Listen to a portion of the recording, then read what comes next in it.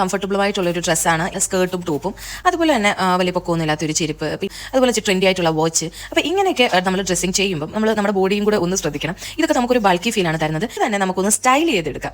അപ്പം ഇവിടെ നിങ്ങൾ നോക്കിയാൽ അറിയാം, ഞാൻ ആദ്യം ചെയ്തത് എൻ്റെ ഹെയർ അഴിച്ചിട്ടു എന്നുള്ളതാണ്. ആ ഒരു ഷർട്ട് ഉണ്ടല്ലോ, അത് ഞാൻ ഇൻസേർട്ട് ചെയ്തു.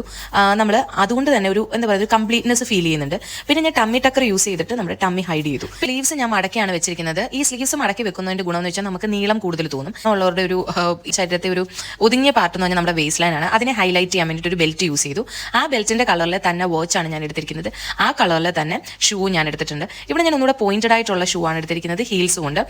അത് നമുക്ക് ഹൈറ്റ് കൂടുതലായിട്ട് തോന്നാൻ വേണ്ടിയിട്ട് ഹെൽപ്പ് ചെയ്യും. ഇതിനെല്ലാം മാച്ച് ചെയ്യുന്ന രീതിയിലെ ബാഗാണ് നമ്മൾ എടുത്തിരിക്കുന്നത്. ബാഗും ഞാൻ ഇച്ചിരി നീളമുള്ള ടൈപ്പാണ് എടുത്തത്. എഗെയിൻ ഇത് നമുക്ക് നീളമുണ്ട്, നമുക്കൊരു ടോൾ ആണെന്നുള്ള ഒരു സ്ലിമ്മിംഗ് ഇഫക്റ്റ് കൊണ്ടുവരാൻ വേണ്ടിയിട്ട് സഹായിക്കും. നമ്മുടെ ബെൽറ്റിലും അതുപോലെ തന്നെ വാച്ചിലും എല്ലാം തന്നെ ഗോൾഡൻ എലമെന്റ് ഉള്ളതുകൊണ്ട് ഞാൻ ഇയറിംഗിലും ആ ഒരു എലമെന്റ് കൊണ്ടുവന്നിട്ടുണ്ട്. പിന്നെ നിങ്ങൾക്ക് വേണമെന്നുണ്ടെങ്കിൽ ഒരു സ്പെക്സ് വെച്ച് സ്റ്റൈൽ ചെയ്യാം. കൂടി ഓർക്കുക, സ്റ്റൈലിംഗ് എന്ന് പറയുന്നത് ക്രിയേറ്റിംഗ് ഇലൂഷൻ